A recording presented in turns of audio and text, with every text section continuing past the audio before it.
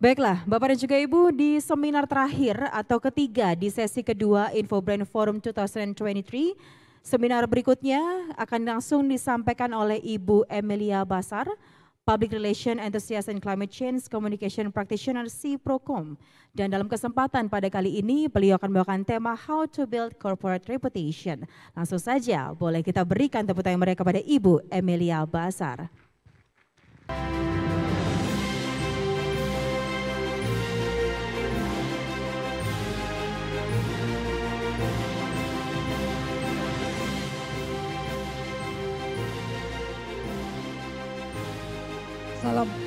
Assalamualaikum warahmatullahi wabarakatuh.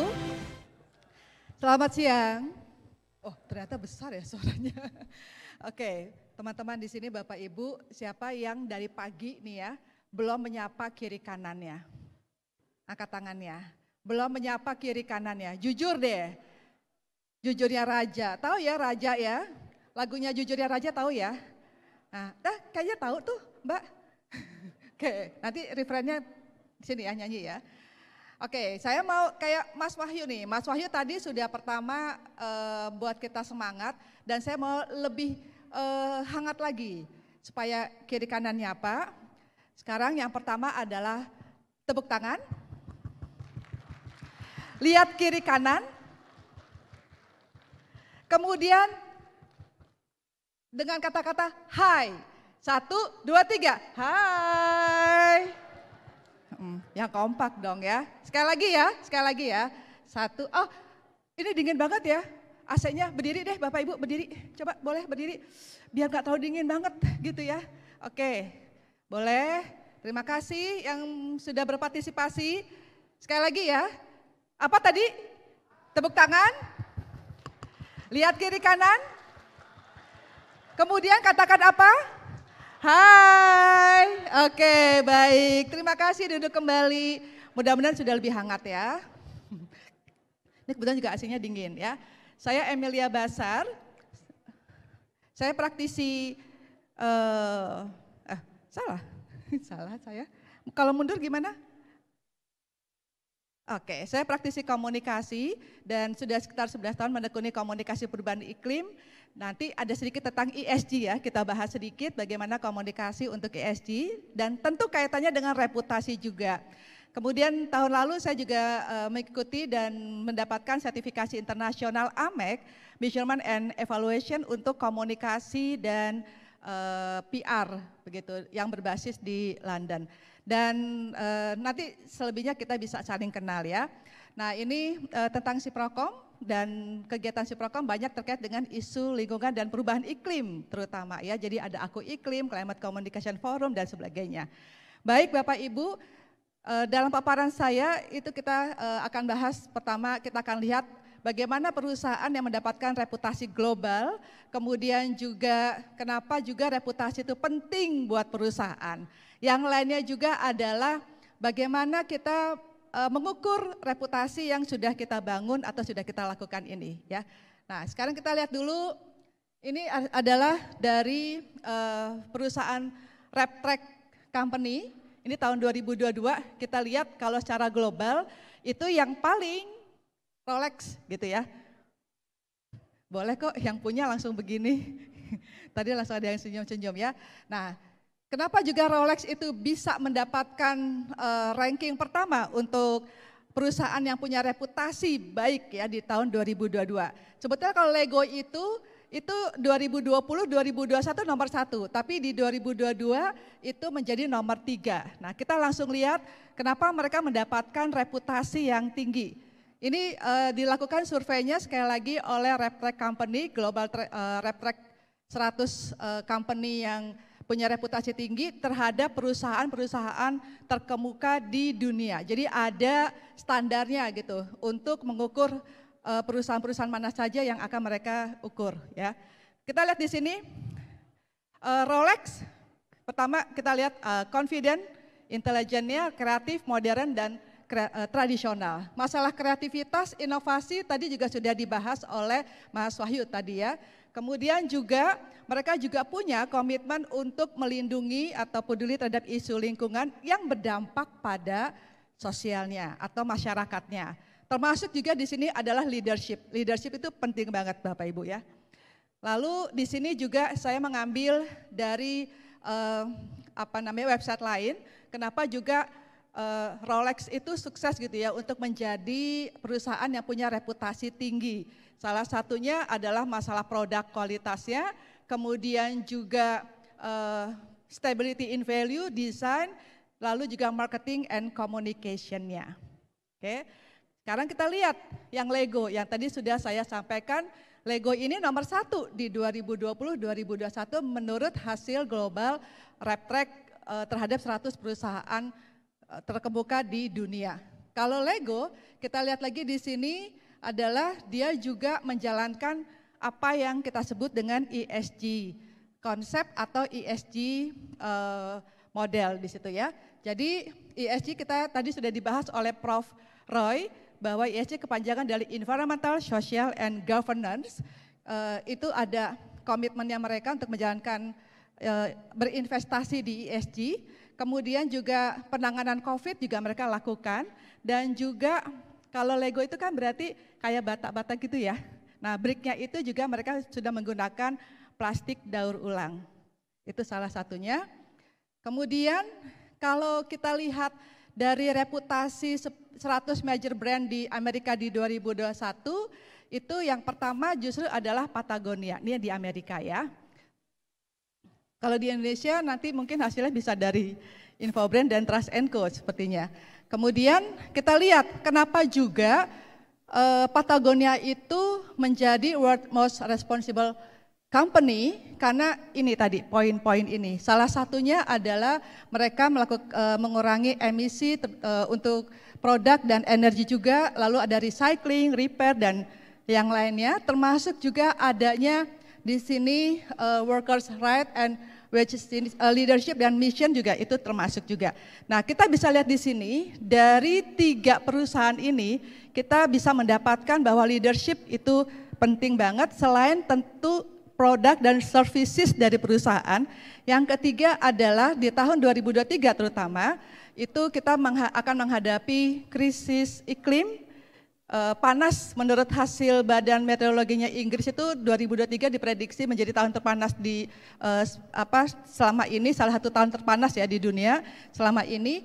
Dan kemudian kita bisa lihat perusahaan-perusahaan besar terkemuka di dunia itu concern banget dengan isu-isu perubahan iklim, dan kemudian mereka berinvestasi di environmental, social, dan governance atau biasa disebut dengan ESG.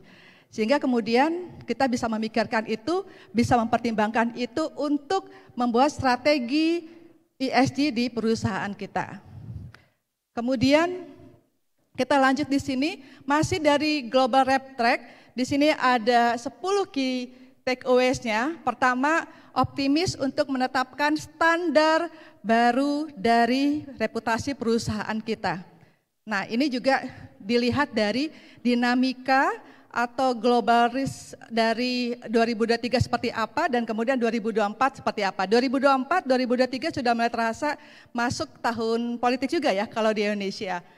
Kemudian juga sekali lagi ESG itu menjadi hal yang terus semakin penting buat perusahaan. Terutama perusahaan yang sudah go public itu sudah ada tuntutan dari investor untuk perusahaan itu melakukan investasi di ESG. Kemudian juga masalah etik itu juga menjadi penting juga. Kemudian Gen Z juga itu menjadi salah satu key takeaways dari Global RepTrak ini. Saya tidak akan menyampaikan semua slide, nanti ada beberapa yang saya skip, tapi Bapak Ibu nanti boleh mendapatkan materinya. Ini adalah beberapa kegiatan yang terkait dengan environmental seperti penanganan climate change, biodiversity, termasuk juga di dalamnya adalah carbon emission, air and water pollution, dan natural resources. Nah sekarang kemudian kenapa juga kita harus berinvestasi di sini?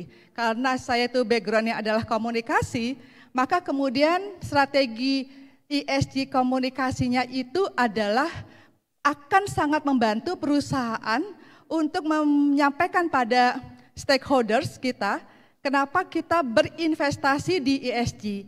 Kemudian investasi kita di ESG itu fokusnya di apa dan bagian atau fokus mana yang akan kita tingkatkan. Selain itu juga, ini saya akan lanjutkan ke communication strategi ESG-nya ya.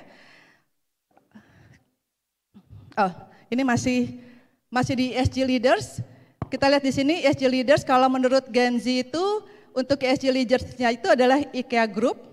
Kemudian kalau milenial dan Gen X itu Natura itu salah satu brandnya itu tahu ya Bapak Ibu ya, ada Body Shop di situ. Kemudian baby boomers dan 65 plus, ini saya nggak berani nanya ya ke Bapak Ibu siapa yang ada dalam generasi ini ya, diam-diam aja kita ya. Itu mereka mengatakan adalah PayPal dan Rose di situ ya. Dan kita lihat di sini bahwa tadi Pak Tri ya menyampaikan produk yang paling dicari ya. Kita lihat di sini produk yang paling dicari juga sama, personal produk terutama adalah produk yang ramah lingkungan. Produk yang limbahnya itu dikelola dengan baik dan tidak menggunakan misalnya binatang sebagai uji coba serta yang lainnya. Jadi itu salah satunya yang dipilih oleh milenial dan Gen X di sini. Kemudian saya akan lanjutkan tentang ESG communication. Jadi sekali lagi ketika kita membangun komunikasi, strategi komunikasi untuk ESG tentu harus align dengan visi, misi, dan juga arah tujuan dari perusahaan, itu pasti.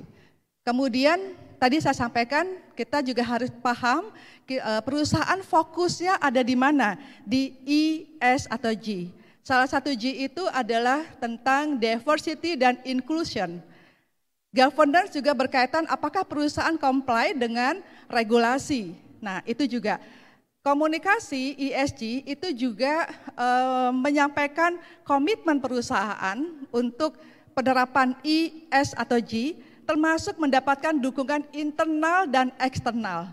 Bisa dibayangkan pada satu tempat, minggu lalu saya pergi ke satu perusahaan yang punya puluhan ribu karyawan. Bagaimana caranya bisa mendapatkan dukungan internal terhadap implementasi ESG dan kemudian juga mendapatkan partisipasi serta dukungan juga dari publik eksternal serta stakeholders utamanya perusahaan. Dan ini ada di komunikasi. Kemudian ketika kita menyampaikan atau mengkomunikasikan tentang komitmen kita, tentu harus transparan dan jujur. Jangan sampai kemudian kita melebih-lebihkan informasi apa yang kita lakukan pada lingkungan kita, tapi sebenarnya kejadian tidak seperti itu. Sehingga teman-teman mungkin Bapak Ibu kenal dengan istilah greenwashing di situ ya. Nah ini yang kemudian akan membuat reputasi yang sudah kita bangun itu malah akhirnya meruntuhkan reputasi perusahaan itu sendiri. Kemudian ini global risk tadi sudah sempat di-mention juga sama Pak Roy ya kalau nggak salah ya. Juga oleh Pak Wahyu. Kemudian kalau kita lihat di global risk ini kelihatannya masalah environmental ada di sini. Tapi kalau Bapak Ibu lihat, perhatikan, energy supply crisis, food supply crisis, kemudian apalagi cost of living crisis, itu bisa akibat terjadi dampak dari perubahan iklim. Benar nggak sih? Ya, bahkan bank sentral di dunia itu juga mayoritas bank sentral di dunia juga dalam satu artikel saya baca itu juga mengakui bahwa dampak perubahan iklim itu bisa mengganggu keuangan negara dan keuangan global. Nah, itu juga menjadi perhatian kita. Lanjut, kemudian ini saya akan lewatkan saja Bapak Ibu. Ya, reputasi berarti what you say, kemudian what you do, direct experience of you-nya apa, sampai kepada views of friends and families dan social network itu. Itu konsep tentang reputasi. Saya rasa Bapak Ibu sudah paham, tapi bagaimana implementasinya ini yang harus perlu sesi khusus untuk bagaimana kita membangun reputasi dan bagaimana mengimplementasikannya. Dan terakhir adalah measurement-nya. Jadi kita nggak bisa bikin program kegiatan tapi kita tidak bisa mengukur efektivitas atau keberhasilan dari kegiatan-kegiatan komunikasi yang berkaitan dengan reputasi perusahaan terutama. Ya. Oke. Kemudian ya Ini dari sumber yang berikutnya atau sumber yang berbeda, tapi sebetulnya mirip ya, bahwa reputasi itu kita akan melihatnya dari bagaimana kita komunikasi dan sebagainya. Lalu ini beberapa survei yang saya ambil dari beberapa referensi juga. Kita lihat di sini faktor yang berkontribusi terhadap reputasi perusahaan yaitu kualitas dari produk dan services selain kualitas employees-nya. Artinya kita akan bisa mendapatkan karyawan yang berkualitas sesuai dengan kebutuhan dan tujuan serta harapan dari perusahaan kalau reputasi kita juga pasti baik. Begitu, karena itu akan mendatangkan orang-orang yang ingin berkontribusi atau bekerja di perusahaan kita. Lalu yang lainnya, survei yang lainnya adalah bagaimana CEO itu measure company reputation. Di situ dilihat employee satisfaction. Kalau tadi Pak Wahyu mengatakan inovasi, salah satu dari indikator global track itu adalah masalah workplace dan innovation. Itu saling berkaitan. Kalau 2020,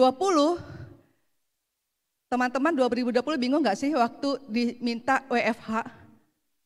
Bingung ya?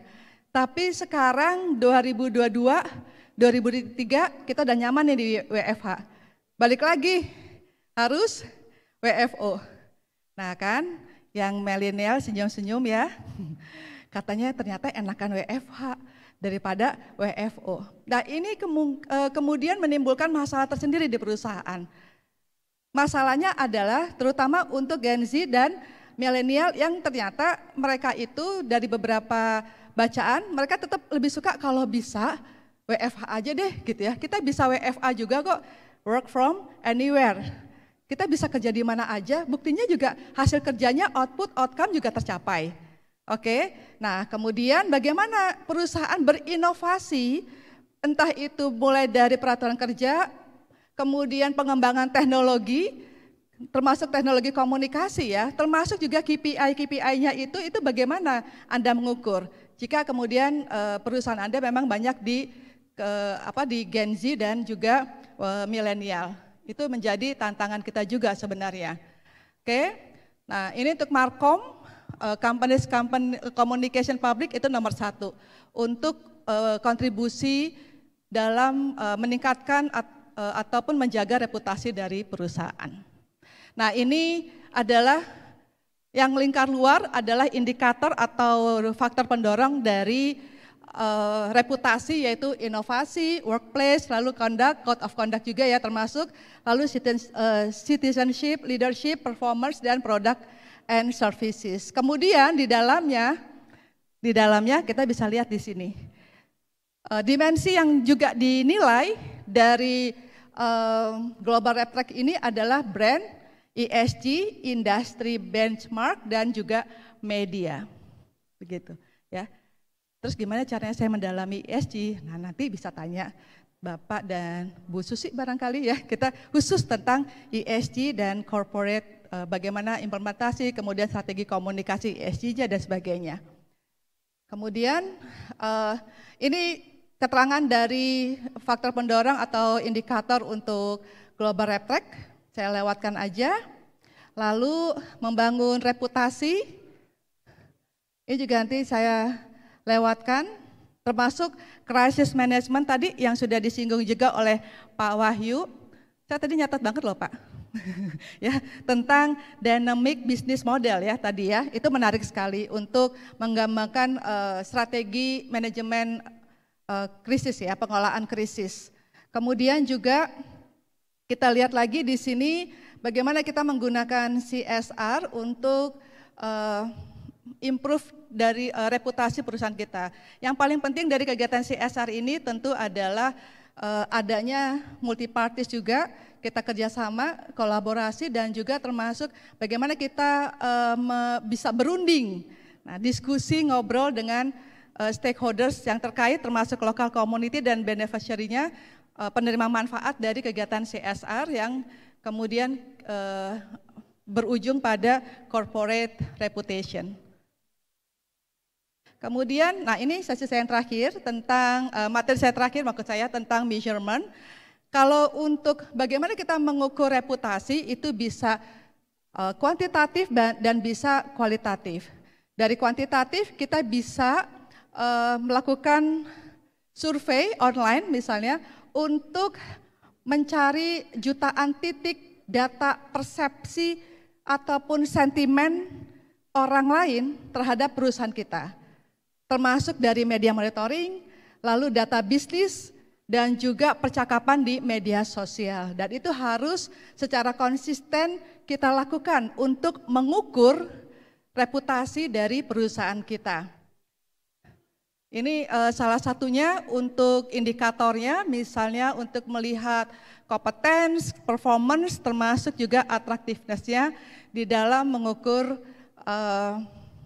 reputasi dari perusahaan kita. Saya rasa itu dari saya, kalau mau ada yang disampaikan, ditanyakan, bisa ya? Oke. Tadi pesannya begitu soalnya. Boleh Bapak Ibu, 1, 2, kalau misalnya ada yang ingin kita diskusikan atau ditanyakan. Oh jangan Pak Ujang, jangan. Nggak boleh, sesama biskota nggak boleh saling mendahului. Saya, mohon maaf Pak. Nanti itu beda kamar aja Pak ya, ruang VIP. Oke silakan Bapak Ibu, punten Pak Ujang ya. Nggak apa-apa ya Pak? Ya deh Bapak deh. Enggak, saya kalau sama Prof. Ujang itu berasa seperti diuji jadinya Pak, bukan ditanyain. Boleh, ada Pak satu punten ya Pak di belakang. Dari mana Pak? Siapa dan dari mana? Silakan. Saya Jenvi Bu, dari PT Riset Kuana kita Bu. Iya Pak, nama Pak? Nama Jenvi. Saya mau nanya Bu, itu menarik Bu ya. Ibu bilang tadi Rolex yang terbaik ya, dari sisi brand personal ya. Saya lihat tadi di saya browsing ada beberapa brand lagi ya, bukan cuman Lego, ada saya lupa tadi. Nah pertanyaan saya satu Bu ya, kan ada jam yang mungkin lebih mewah daripada Rolex atau Bugatti apa segala macam Bu ya. Kenapa bukan cuman harga ya, kalau harga saya yakin ada lebih mahal daripada Rolex ya. Yeah. Nah menurut saya contoh misalnya Lego Bu, saya pernah lihat tuh di Pondok Indah Bu ya, dia ngambil brand Candi Borobudur Bu, gitu loh. Nah pertanyaan saya ke Ibu ya, ada nggak cara buat naikin brand personal produk-produk Indonesia? Misalnya kita ambil contoh yang terbaik, saya lihat Indomie Bu ya. Hampir di seluruh dunia Indomie itu jadi brand terbaik buat mie. Bu. Dan kemarin 2 tahun yang lalu yang buat resepnya udah meninggal Bu. Nah gimana, saya lihat tuh ya kita ini nggak ada sisi brand satu teknologi Bu. Nah gimana cara menaikkan brand buat teknologi? Thank you. Iya Pak, kalau tentang brand nanti ada sesi terakhir Pak, keren banget sama Bu Amalia ya tentang brand ya. Tapi kalau kita mau bicara tentang reputasi ya, reputasi itu adalah bagaimana orang berpikir kita orang ya. Tiba-tiba jadi serak ditanya Bapak. Baru Bapak ya, belum Pak Ujang. Ya. Bagaimana orang berpikir tentang perusahaan yang mereka tunjukkan hubungan emosionalnya. Ya Pak ya. Kemudian yang kedua, reputasi juga berkaitan apa yang orang rasakan terhadap perusahaan Bapak nih misalnya. Yang ketiga adalah bagaimana orang termasuk pelanggan itu bertindak seperti yang diharapkan perusahaan sejalan dengan apa yang dikatakan dan apa yang dilakukan oleh perusahaan Pak. Nah itu reputasi, beda dengan konsep brand. Tapi brand dan reputasi itu connected. Itu yang pertama ya Pak. Sama seperti misalnya tadi di VIP Room sempat disinggung Harley Davidson ya, atau motor gede ya. Saya mau tanya ya, Bapak Harley Davidson, kita lihat ya Pak ya, kan mereka jarang beriklan kan Pak, ya. Tapi mereka itu lagi saking loyalnya, itu sampai mau mentato tangannya ditulis HD, benar nggak Pak? Loyalitas, ya. Beda dengan Indomie. Bapak mau makan Indomie tiap hari ada tato Indomie di sini atau gambar Indomie, ya. Beda ya Pak ya. Nah itu nggak cuma masalah brand, tapi juga ada reputasi dan ada kepercayaan trust dari pelanggan, konsumen dan publik terhadap Juga ada kebanggaan ketika kita menggunakan produk tersebut walaupun harganya tinggi Pak.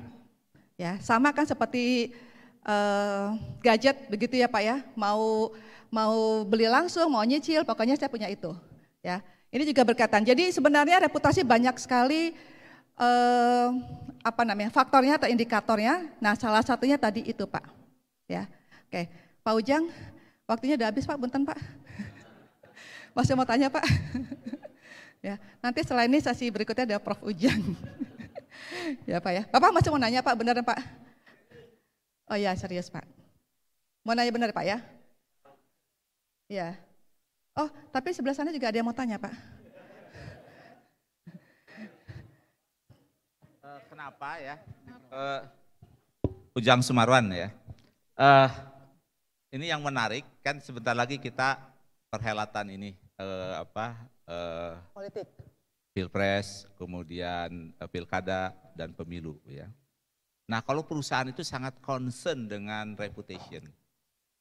Mereka melakukan everything ya, all out untuk stay reputasi yang bagus. Tapi yang menarik ini di partai politik itu reputasi kok dalam tanda petik ya, itu tidak dipentingkan seperti ini. Artinya kemudian masyarakat juga begitu, doesn't care about the reputation ya. Sehingga masalah terjadi di satu partai, di beberapa partai, reputasinya ambruk, tapi tetap saja itu ratingnya bagus, ininya bagus. Nah ini apa nih ininya nih, masalahnya di mana nih kira-kira? Ya, terima kasih ya. Ya kan, benar kan menguji kan. Ini aja Pak, yang ini dulu Pak. Tapi beda ya Pak ya, reputasi partai politik dengan perusahaan. Makanya kita sebutnya dengan corporate reputation. Dan ada banyak yang lebih kompleks dari punya sedikit pengalaman untuk masalah parpol juga di periode pemilihan sebelumnya, itu juga pendekatannya beda. Bahkan strategi komunikasinya juga itu berbeda Pak. Belum lagi masalah komitmen atau hubungan kita dengan hubungan mereka dengan konstituen, hubungan kita dengan mereka, dengan para politisi itu juga agak berbeda. Sebentar ya Pak ya, yang ini dulu ya Pak ya. Silakan Pak. Ya, terima kasih. Ya. Bu, saya Hermansyah Sudarno dari PT Antara Kusuma Arku. Ya, Terima Pak. kasih kesempatan diberikan untuk bertanya. Salah satu slide yang Ibu munculkan dalam hal ini tentang reputasi, ada menyangkut unsur yang afektif dan kognitifnya ya. Seharusnya ya, reputasi itu. Jadi kan ini untuk perusahaan yang sudah go public dengan perusahaan yang belum go public, itu mungkin tingkat kadarnya itu berbeda ya. Jadi menurut penelitian yang mau saya tanyakan, untuk perusahaan-perusahaan seperti Indonesia yang masih kita bilang kategori middle ya, middle yang akan menuju up gitu, kita lebih memfokuskan reputasi itu dari sisi kognitifnya atau afektifnya, atau kita miskan dalam hal ini. Karena reputasi itu menurut kita ya, itu feels about something yang mungkin orang yang berbeda itu menilai reputasi itu dari berbagai sisi dalam hal ini. Terima kasih atas kesempatannya, ini yang bisa saya tanyakan. Terima kasih. Sebetulnya kognitif dan afektif itu tidak bisa secara dikotomi kita pisahkan ya Pak ya. Tapi juga yang paling penting adalah ini kan setiap perusahaan middle up pun, middle menuju up, itu juga tergantung dari karakteristik. Karena karakteristik untuk household dan personal product misalnya, dengan retailing tadi, kemudian juga otomotif, itu juga pasti akan berbeda pendekatannya. Benar ya Pak ya? Kemudian itu yang pertama. Yang kedua, bisa jadi perusahaan Bapak misalnya, itu lebih mendahulukan yang kognitif dulu, karena misalnya ada beberapa program atau produk yang memang tingkat knowledge-nya itu harus dipahami dulu oleh publik atau pelanggan atau stakeholders, bisa begitu kan Pak? Nah jadi sangat kausistik, tapi sebetulnya kalau saya melihatnya tidak bisa terlalu kita pisahkan antara kognitif dan afektif, itu sangat kausistik dan tergantung dari bisnis modelnya itu atau core bisnisnya itu apa Pak. Tapi setidaknya Bapak fokusnya untuk misalnya di 2023 ini kalau Bapak mau bikin standar baru untuk reputasi perusahaan, itu fokusnya di mana? terus arah tujuan dari company-nya seperti apa, nah itu yang akan dibangun bisa kelihatan dari situ Pak. Sementara jawaban saya itu. Ya.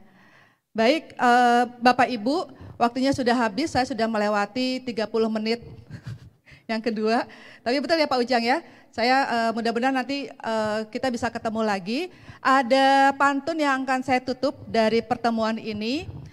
Hari ini ulang tahun Infobrand. Cakep. Jangan lupa tumpeng kuningnya. Cakep. Kolaborasi jaga reputasi brand. Untuk Cakep. Indonesia, negeri tercinta. Terima kasih, selamat sore. Wassalamualaikum warahmatullahi wabarakatuh.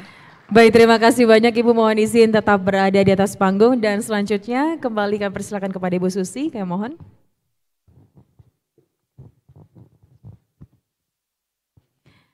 Kami persilakan.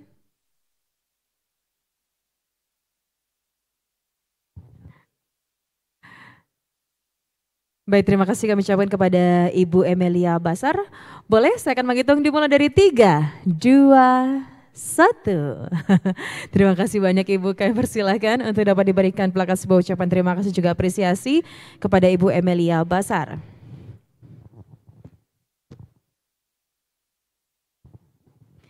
Kita mulai dari 3, 2, 1. Sekali lagi dari 3, 2, 1 dan boleh kita berikan tepuk tangan yang meriah Bapak dan juga Ibu.